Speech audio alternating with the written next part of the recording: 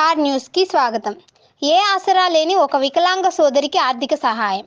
మార్టూరు గ్రామంలోని అంబేద్కర్ కాలనీలో నివాసం ఉంటున్న జనరాజుపల్లి నాగేశ్వరరావు గారి కుమార్తె అయిన గడ్డం రత్నకుమారి గారికి పెరాలసిస్ వ్యాధితో బాధపడుతూ 2 కాళ్ళు మరియు నడుము పని చేయక అన్ని పనులు మంచానికే పరిమితమై ఉన్నది. ఈమెకు ఒక అమ్మాయి మరియు ఒక అబ్బాయి కలిగి ఉన్నారు. వీరందరి పోషణ వృద్ధాప్యంలో ఉన్న తల్లిదండ్రుల ఆధారం కావున మార్టూరు గ్రామంలోని హెల్పింగ్ హ్యాండ్స్ తరపున 5,000 రూపాయల ఆర్థిక సహాయం ఇవ్వడం జరిగినది. ఈ కార్యక్రమానికి స్పందించి మరో దాత 25 కిలోల బియ్యం బస్తా అందజేశారు. ఈ కార్యక్రమంలో కమిటీ అధ్యక్షులు పఠాన్ కాదర్వలి గారు, కమిటీ సభ్యులు కె హరిబాబు, రిటైర్డ్ ఎస్ఐ గారు, పుట్ట అయ్యప్ప స్వామి గారు, ముల్లా సైదా గారు, ఎన్టీఆర్, షేక్ హబీబా గారు, శిల్పా కోటేశ్వరరావు గారు, మినగంటి పోతురాజు గారు, బొల్లాపల్లి పౌలు గారు, అమీర్ బాషా, ఎస్కే కాళేశ మరియు షేక్ ఫారూక్ గారు పాల్గొని కార్యక్రమాన్ని విజయవంతం చేసినారు.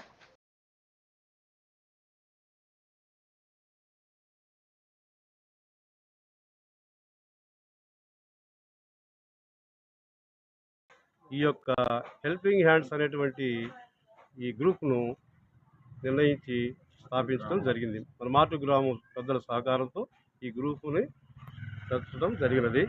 అయితే ఇందుకు ఈ గ్రూపు పార్టీలకు అతీతంగా రాజకీయాలతో సంబంధం లేదు, మరియు కుల మతాలతో సంబంధం లేదు.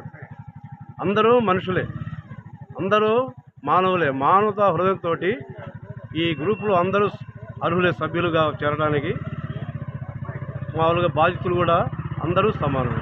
ఎవరికైనా మనము బాధితులు కలిగినప్పుడు ప్రస్తుతం మన మార్టూరు మండలంలో ఉన్నటువంటి అన్ని గ్రామాల్లో కూడా ఎవరికైనా సమస్య వస్తే మేము వెళ్ళి మా స్వచ్ఛంద సేవతో సొంత ఖర్చులతో వాళ్ళ ఇంటికి వెళ్ళి వాళ్ళని పరామర్శించి మా యొక్క గ్రూపులో వచ్చిన డబ్బును ఏమి వృధా కాకుండా ఆ బాధితులకు అందజేయడం నా కర్తవ్యం.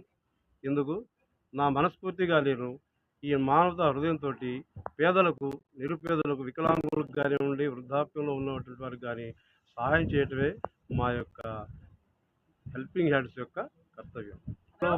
ప్రతి సభ్యులు కూడా స్వచ్ఛంద సేవ చేయడం నిశ్చయించుకొని ఎవరంతరకు వాళ్ళు ప్రతిఫలం పొందకుండా అందరూ కూడా స్వచ్ఛందంగా సేవ చేయడానికి సిద్ధంగా ఉన్నారు.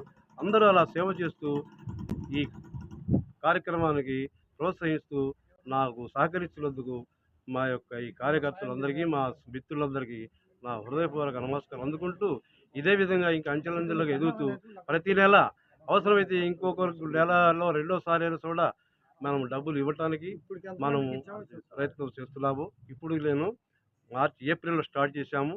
ఇప్పుడు ఇది ఈ తక్కువ కాలంలో 5గురికి ఇవ్వటం జరిగింది బాధితులకు. ఇంకా ఒకరిద్దరికి ఇవ్వటానికి కూడా సిద్ధంగా ఉన్నాము.